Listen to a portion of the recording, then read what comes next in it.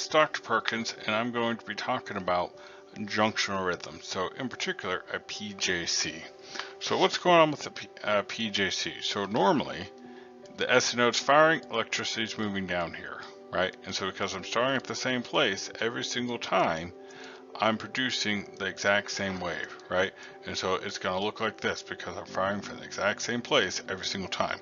It doesn't matter where I fire from, as long as I'm consistent, I'm going to produce the same waveform the last time I fired. So if this is the SA node, every time this fires, this is what gets produced.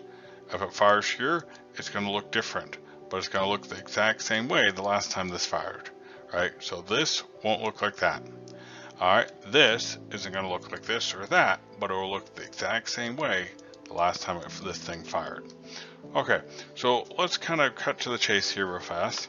So why are the P waves inverted with a premature junctional complex? So what's happening is electricity, instead of coming from here, is coming from there. So I'm going to get a nice dark color blue to kind of show what's going on here. So my heart's electricity is going up and to the left, our patient's left, and to our patient's right. And so what's happening is we got Ivan-Toe's triangle, right? It's great to know what the heart's electricity is doing, but what the heck is that going to show up on my EKG? So this is going to be lead 2, right? And it's going to connect our patient's right arm to our patient's left leg. The way I remember what leads these are is notice how many times the letter L appears. So no right arm, no letter L's. Left leg, right, you have 2 letter L's, so that's lead 2. The side with the most L's is going to be positive for our limb leads. That's going to be lead 1, 2, and 3. And oh, by the way, this is left arm. So anyways, going over here, so if I go to this from right arm to left leg, that's going to be considered positive in lead 2. So how do I get from the right arm to the left leg if I cannot follow lead 2? Well, I'd have to go straight down, and I'd have to go to my patient's left. Now you notice the down arrow is longer than the left arrow. Okay, so now that we got what the heart's electricity is doing, you know, how the heck is this going to show up on our EKG? Well, what's going to happen is the heart's electricity is going to go up. Let me change the color here real fast. So the heart's electricity is going to go up, and I'm going to make that just purple so you guys can tell the difference here. But my heart's electricity is also going to go to our patient's left, and it's also going to go to the patient's right. Alright, so when you do what I want you to do, I consider that as a positive thing, right? It might not be a good thing, but you know, I'm going to label that as a positive. Well, my EKG machine wants my heart's electricity to go down in lead 2. Well, my heart's electricity is going up. That's going to be a negative.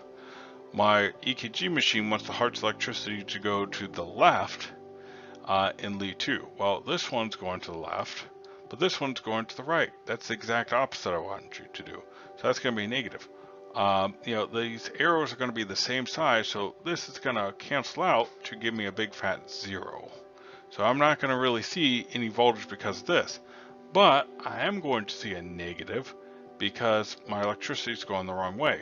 So what's going to happen in a junctional rhythm, because my heart's electricity is going up instead of down, is going to give me a negative P wave. So instead of my P wave going up, it's going to be upside down. It's going to be what's called inverted, right? So this is 0. I'm going to draw this in white. So if my heart were to just be doing nothing, you would see a flat line right here. So if I'm below that, it's negative. If I'm above that, that's positive, right? So this is an upside down P wave. So because I'm calling it inverted, it's negative. It's the exact opposite of what's normal. All right. And so that's why the P waves are negative in a junctional rhythm. So next thing is, why is the PR interval shorter in a junctional rhythm? So what's happening in a normal rhythm, the P wave starts, you know, this is what's going to start my P wave. And so I've gone through and I've gotten in here, right? So I gotta move all the way across the atria to and generate a P wave before I get to this AV node. Now I've got to this AV node, my timer clicks in. Ding! Right, now the timer goes off, my electricity is moving down into my His-Purkinje system, and that's what's generating my QRS, right? So that's normal. Well, what's happening in our junctional rhythm? Our electricity starts at the timer. So, right? And so the first thing that's going to happen is we do not have to wait. We don't have to start our P wave first, right? So the first thing we're going to start is our timer. And so I'm going to make this a nice easy color here. Let me do blue. So I'm going to start here at my timer, and now I'm going to move into the atria, right? And so once again, because I'm moving the wrong direction, I'm going to create a P wave, right? That's going to be inverted. Remember, my P wave is going to look like this, right? And so it doesn't matter if my P wave starts here, here, or here.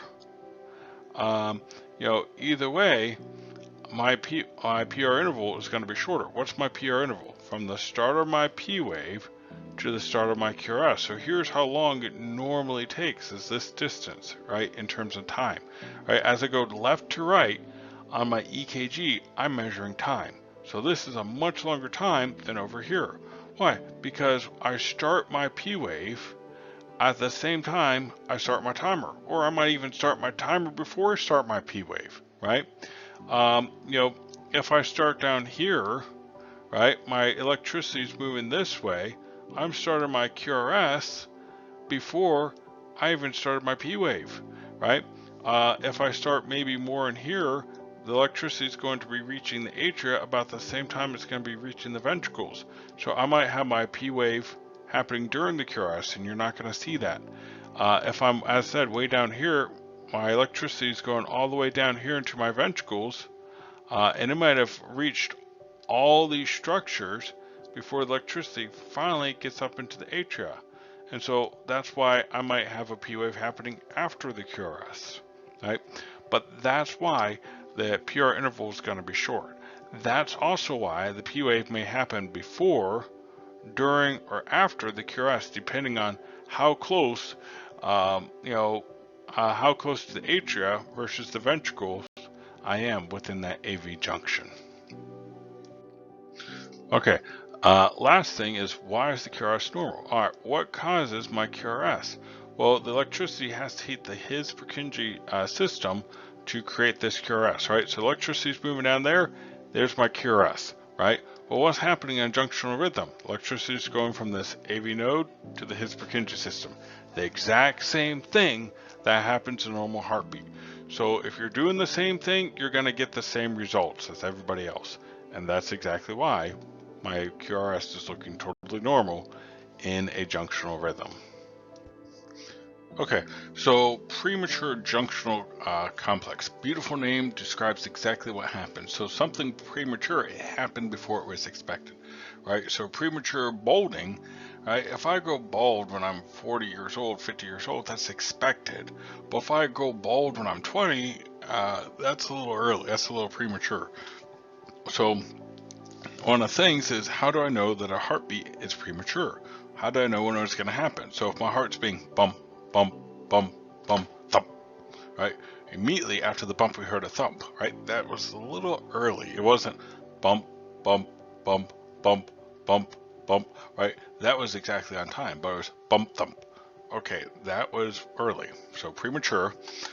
Junctional, right? So what's a junctional complex? So it's a bunch of electrical activity in the heart that's coming from the junction. Well, how the heck do I know that's coming from the junction, right? My EKG doesn't say junction, right? So there's a couple of clues. So my P waves from that extra heartbeat is going to be inverted. And those P waves can happen before, during, or after the QRS, depending where in that AV node the P waves came from. Now, the PR interval, if I can measure it, aka the P wave happened before the QRS, is going to be short, because I started the timer at or before when I started my P wave. All right, my rate, right? So my overall heart rate is going to be faster than 60 to 100 beats per minute. Why? Because I'm going bump, bump, thump, bump, bump, bump, bump, thump, right? Those thumps are speeding things up. But if I have 4 to 6 thumps a minute, that's occasional. If it's 4 to 6 or more, equal to 4 or 6 or more, that's frequent. Well, Dr. Perkins, what happens if I have 5 thumps or premature junctional complex per minute? Well, this is kind of a gray area. And so honestly, it depends on the condition of your patient. If I'm Dr. Perkins, 20 years old, I'm going to be able to put up with 6. I'm probably going to be able to put up with 6 thumps pretty easily. And so even though I may have frequent PJCs, it's not really going to be a big issue. If I'm Dr. Perkins that's 90 years old, I'm not going to be able to put up with anywhere near the amount of thumps before it kind of shows up in terms of how well I'm going to put it at. So for your older, frailer patients, equal to or greater than 4 will be frequent. For your younger, more healthy patients, equal to or greater than 6 is probably going to be more frequent. Okay, so what's the overall rhythm? Well, it's going to be irregular. Why? Because I have these unexpected heartbeats in there. All right, so this is going to look just like normal sinus rhythm, except for those thumps, those extra heartbeats. And those extra heartbeats are going to have an inverted P wave that's going to happen before, during, or after the QRS. And if you can measure the PR interval, it's going to be short. All right. Why is this not a premature atrial complex, right? You may have a thump coming from the atria. So how do I know that it came from the junction instead? All right. So if I see no P wave, there's no way on earth that's an atrial complex. It had to come from the junction, right? The other thing that we're going to see with those PACs is versus a PJC. Is a PJC, the P wave has to be inverted. So if you got a P wave that's biphasic or positive, it's not a PJC. It has to be a PAC. And then if you see a P wave that's happening after the QRS, it has to be a PJC. All right. Next thing you got right here is a PVC. All right. Well, PVC, you got a wide bizarre QRS, and you do not have a P wave. If you have an inverted P wave, it has to be a PJC. If you got a narrow QRS, it's either a PAC or a PJC, but it cannot be a PVC. Okay, so junctional escape. So what's happening with junctional escape is that AV node is firing. That's where that's where it's starting all your heartbeats.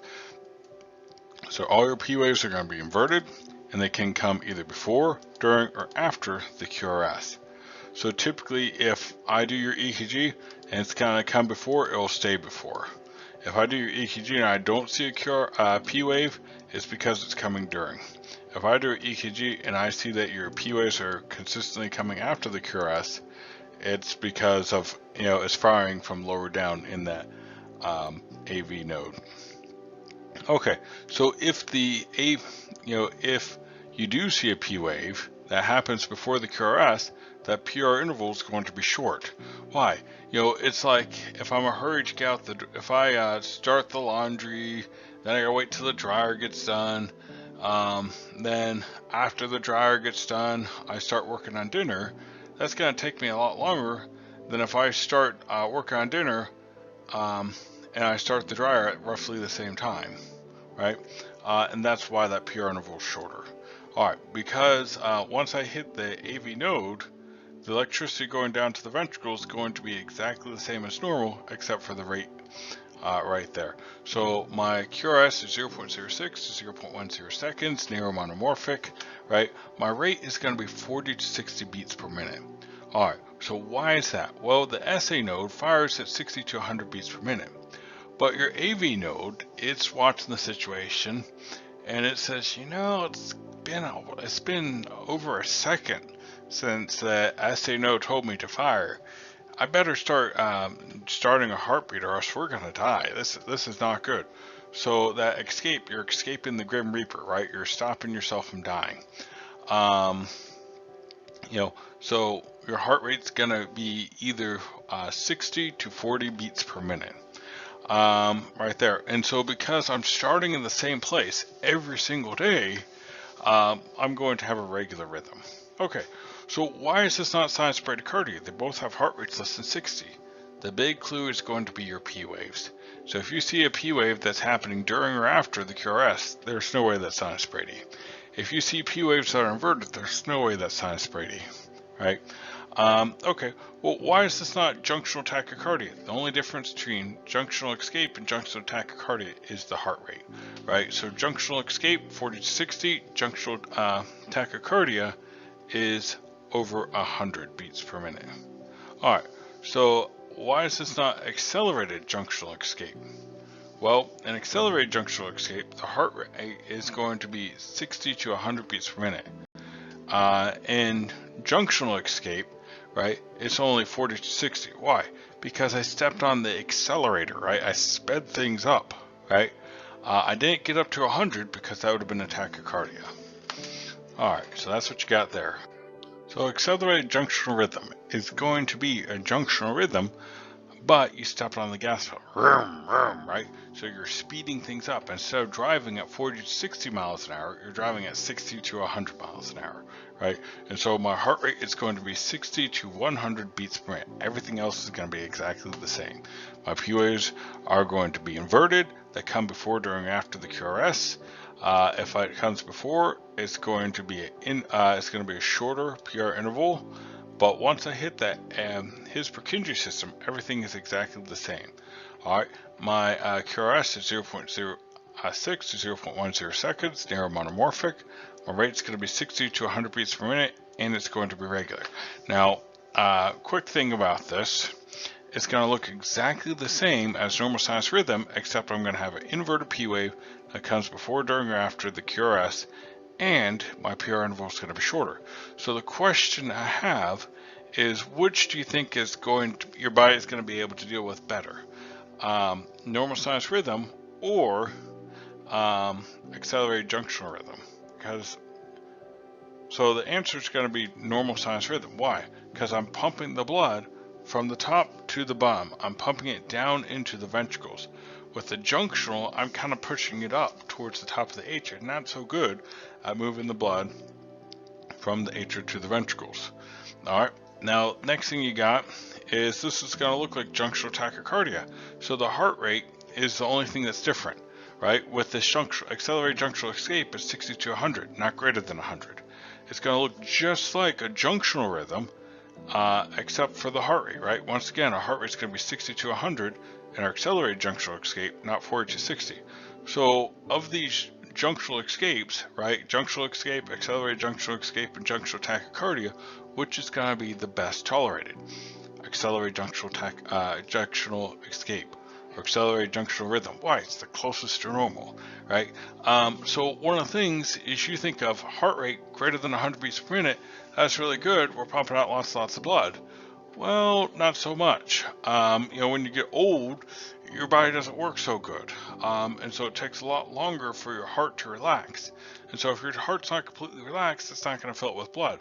So a lot of old people, when the heart rate starts getting over 100, their blood pressure, the amount of blood circulating in their system actually starts dropping. All right. Junctional escape, my heart rate's going to be less than 60. Once your heart rate starts dropping less than 60, you're pumping out less and less blood, definitely. So between 60 to 100, it's pretty forgiving in terms of, cardiac output. So as the heart rate goes slower, you pump out more blood per beat. As the heart rate goes faster, you pump out less blood per beat. And so overall, it's kind of a even deal until the heart rate gets above 100 or less than 60. All right, so junctional tachycardia. Anytime you hear the word tachycardia, that means your heart rate's greater than 100 beats per minute. So this is going to look just like junctional escape, right? My PRs are going to be inverted. They're going to come before, during, or after my QRS. If I do have a P wave before my QRS, that PR is going to be short. my QRS is going to be totally normal, just like sinus. Why? Because I'm using the His-Purkinje system, just like I would in sinus, just like I would in any atrial rhythm, right? But it's going to be 0.06 to 0.10 seconds, narrow monomorphic. Once again, tachycardia, heart rate greater than 100. Because I'm starting and stopping in the same place every single time, I'm coming from that junction and going to the into the His-Purkinje system, it's going to produce a regular rhythm. So why is this not a sinus tachycardia? Because the P waves. The P waves are going to be inverted. They're not in a junctional rhythm, but they're not. But they're going to be upright in a sinus rhythm. The P waves can happen before, during, or after the QRS in a junctional rhythm, but in a sinus rhythm, they're always going to be before. All right. Why is this not a? And then the PR interval is going to be short. So why is this not a junctional escape? Because this is tachycardia. The heart rate is going to be greater than 100 beats per minute. With junctional escape, is the heart rate is 40 to 60. Why is this not junctional, accelerated junctional escape? So, we're both going fast, right? I'm stepping on the accelerator. Okay, but how fast am I going? Right? With junctional tachycardia, once again, that tachycardia faster than 100 beats per minute. Accelerated junctional escape, you're just doing 60 to 100 beats per minute. And so that's going to be the big difference there.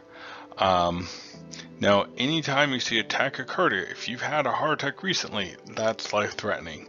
And so something very important to be aware of. Well, good luck, and I hope this helps. Well, guys, that concludes today's episode. If you like what you heard, click the like and subscribe button below. And as always, if you have any questions, comments, or concerns, or would like me to post a video on a particular topic, let me know in the comments down below. All right, well, I look forward to seeing you next podcast.